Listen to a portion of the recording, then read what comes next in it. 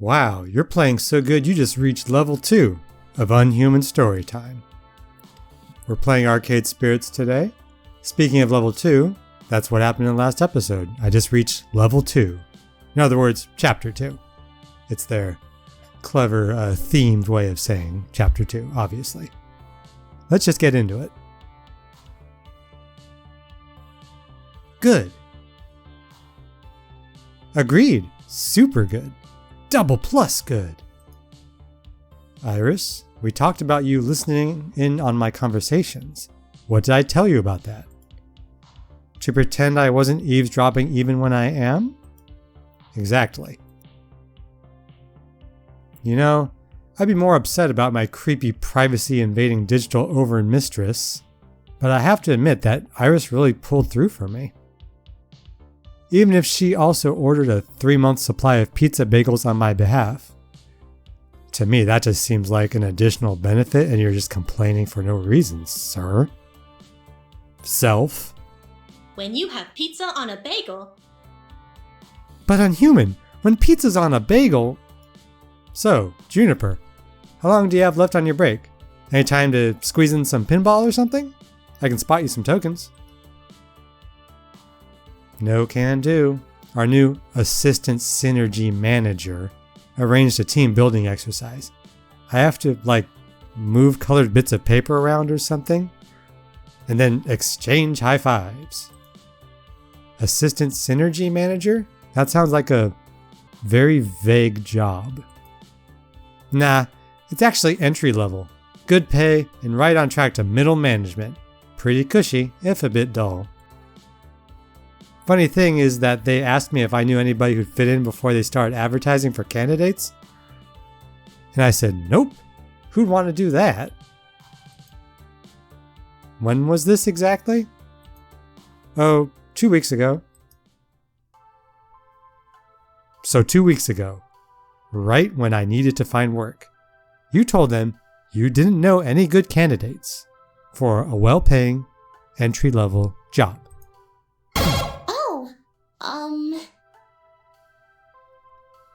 I can't believe you would betray me like this, Juniper. You are out of my will. Well, but you wouldn't have liked being an assistant synergy manager, right? Not one bit. Juniper. Please tell me you told them no because I'd already taken this job by that point, not because you forgot. Hey, I didn't forget. I just, didn't bother telling you about the open position that night. I mean, you'd already had so many jobs you hated. I knew you'd hate being an assistant synergy manager, so I didn't feel the need to tell you. And it all worked out, right? You just spent the last 5 minutes telling me how happy you are here. Not a lie. I was happy here indeed. Also not a lie. Having packed pizza bagels for lunch, after having pizza bagels for breakfast, because we barely had enough money to cover the rent this week, pooled together. Also not a lie. Gavin constantly hiding the numbers from us, insisting things were fine. All while dryly joking about perpetually being on the edge of crash and burn. Also not a lie. That every time someone in my family tried to chase after happiness instead of stability, we fell deeper and deeper into debt and misery. Ooh. Unhuman? Say something. You're scaring me. When I lost my lifeguard job, I barely reacted. Didn't care that I was impoverished again and facing an uncertain future. I guess one of the nasty side effects of no longer going with the flow is no longer being numb to the reality of your situation. But I shouldn't feel upset. I've been genuinely enjoying my time at the Funplex. I don't need some grand reason why when I feel this good deep down inside. I have no right to be angry or upset at losing an opportunity at a safer, more stable future, right? Alright, if we're going to go from my personal socially anxious perspective, I would definitely not do the harsh truth. So that's definitely a no. So I guess we have to decide whether my character is truly happy and where he wants to be, or even if disappointed, would rather lie and just not make a fuss. Nah, you know what? Honest truth. This place seems cool to me. So let's just go with that. So I won't be angry or upset. Simple as that. I decided I was done compromising, right? Done with settling, going with the flow. I'm going to be the one to break the family curse. I chose this path of my own free will, even if I didn't have all the facts at the time. But if I'm going to be honest, boundless confidence doesn't cover the simple fact that I chose to be vulnerable rather than safe. If the arcade closes, if anything else goes wrong, still, no need to dump all that on Juniper. It's okay, Juniper. You were right. I'd have hated that job. And things are great here. Oh, good. You were kind of freaking me out. Trust me, it's the right decision. You'd learn to loathe working at my office, like I do. I mean, sure, the pay is good, and you get solid health insurance, and paid vacation time, and they have a sweet coffee shop right in the lobby. Juniper, what is wrong with you? Okay, never mind. And these really great chairs that support your lower back, like $1,000 chairs from Sweden crafted by master chairsmiths. It just keeps getting better. Juniper, I said it's fine. Everything is fine. Honestly, I'm okay. I mean, I won't deny that job would have been a safer bet. I want to contribute my fair share to the apartment rent, you know? But what's done is done. I'd rather look forward than back. Right. Forget I said anything. Please forget I said anything. I will never forget what you've done to me, Juniper. I don't care if I said honest truth just now. I will never forget. I'm sorry. I should have told you. I shouldn't have held that back. But I still wouldn't have pushed you to take the job. It's totally horrible at my office. You'd have been miserable there, like me. Why are you miserable, Juniper? I hope we get into that, because so far it doesn't sound miserable. Juniper, it's cool. You're right, I'd have hated it. Okay, good. I've got a good feeling about all this. I think you're right where you need to be. Even if I was, kind of awful about getting you here. Hey, I gotta get back to the office. Have a good lunch, okay? I can feel the distant rumble of a frozen box of pizza bagels, taunting me from the recently repaired employee break room. Yeah, okay. And you have a good rest of the hours of your day, yeah? You bet. I'm okay with this. Everything is fine. Right? Right. What I need right now is a distraction, and frozen pizza bagels are most certainly not it. My pocket money is really slim, but I think I need to step out for some fresh air and treat myself to a better lunch than that. And hey, maybe some company too.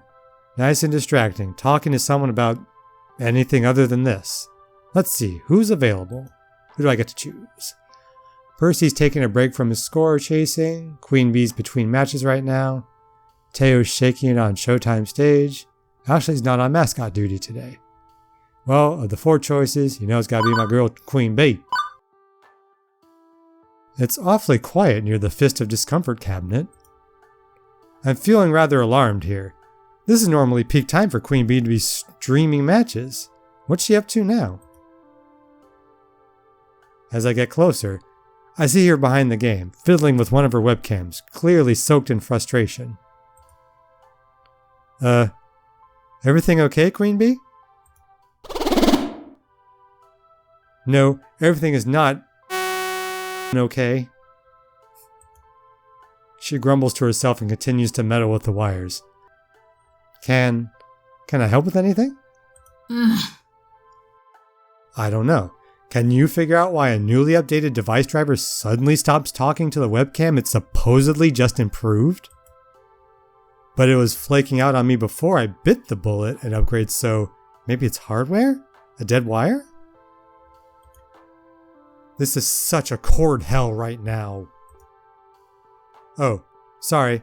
I'm silicon literate, sure, but not exactly a techno mage. Listen, kid. Unfortunately, I don't have the time or the effort to deal with this right now. My main webcam isn't working, and I don't think it'll be working for the rest of the day. I can ask Naomi to take a peek at it later. She's the one who helped you rig this up in the first place, right? Ugh, can't wait that long. I've got matches to stream. I need it working now. Well, how about you take your mind off it for a while then? I'm about to go on my lunch break. Care to join me? QueenBee's whole demeanor relaxes a bit when I mention mealtime. She sighs heavily. Fine. You're probably right, kid. Maybe not staring at wires for a bit will help me clear my head. Maybe even help me sort the mess out myself afterwards. I want to go to Whole Story, get me some sugar. Want to go to Whole Story with me? The bookstore? Do they have food there? Do they have food? You are too funny, kid. Of course they have f***ing food. Best coffee and donuts in the world. And I'm f***ing famished. Let's go already. Before I can even lament about eating my pizza bagels I brought, QueenBee is dragging me out of the arcade. I sigh reluctantly and give in. It's probably for the best anyway. After what I dealt with this morning, I deserve to give myself a little treat. And I probably won't even admit this to myself, but I'm totally getting sick of those pizza bagels. Despite coming to this little strip mall for 2 weeks, I hadn't actually visited our neighbors. Mostly I did whatever needed doing. Took orders from Gavin, lent a hand to Ashley and Naomi, things like that. Whatever the job happened to call for. No more, no less. I couldn't say I'd been a part of any community outside the immediate circle of my coworkers, whereas the others visited Whole Story frequently. QueenBee leads the way into a shop that smells strangely of dusty old books and sugary sweetness. I don't think I've ever been in a little independent bookstore. Or a bookstore at all, for that matter. It's 20XX. Who buys books in brick and mortar stores anymore? But despite the subdued atmosphere compared to the arcade, there are customers present and accounted for, sipping coffee, reading old tomes, and yes, munching donuts. QueenBee secures a tiny table for us, before directing me to the bar. Hang on, what the heck is up with this menu? It's organized by the Dewey Decimal System? I'll take a Frank Herbert. I'm paying. Just got my stipend from L7 Gaming yesterday, and feel like celebrating. I mumble out a thanks, trying not to make a big deal of it. Cash is tight, and boutique cafe pastries wouldn't help my situation much. A pair of middle-aged guys wait to take my order. Hey, I'd like, I don't really want to be surprised. I don't like coffee in real life, so my character doesn't like coffee either. That's what I've decided. So we'll go with the first one.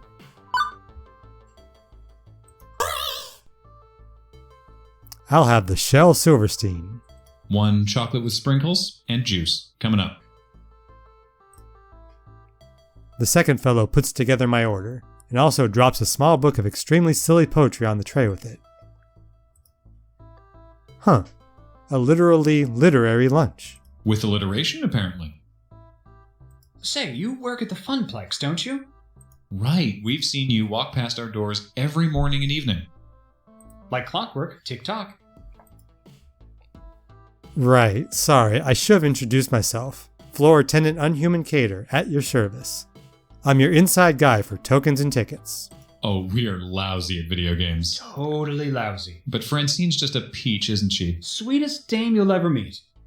Yeah, Francine rules. You two are alright. Regardless, welcome to The Whole Story. I'm Ben. I'm Matt. No relation to the actors. Although they're cuties and so are we. Oh, stop. Stop being cute? Never. Apparently, the sugar is available in forms other than round and holy. Anyway, don't let us stop you from having fun on your little date. Wouldn't dream of it. Oh, a date? Oh, well, excuse me. It's not a date. It's not a date. Just friends then? Friendly friends on a play date? Maybe the real date was the friends we made along the way. These two are pretty good. Pretty cool. I'd say the real friends were the friends we made along the way. What if the way was also the real friends who were the real friends we made along the way? Okay, now you're just being silly. And how? Anyway, next order, please. The pair waves the next customer in as I return to QueenBee's table, with our orders on a nicely decorated wooden tray. It's not a date. It's not a date, Unhuman. It's not a date. Just be cool. QueenBee is stuffing donuts down her gullet. I think she might be angry eating, but I'm not sure. Actually, I think this is the first time I've actually seen her eat anything. Normally, she's way too focused on matches to take a snack break. So, QueenBee... She holds up a finger to silence me. Finishes chewing and swallows. Oh, she has manners. Ah, I feel so much better now. Hangry much? You know it. Sometimes I get so focused about everything I forget to eat. Eating is important. You should do it more regularly. 9 out of 10 living people say they prefer it to starving to death. Yeah. Hey, what are you eating? Can I have some? Take your hands off my food. What's wrong with you? The animal? She pokes at my choice in arguable nutrition. Hey, wait a sec. Hey, don't poke my food. Poke her food back. Let her keep poking my donut.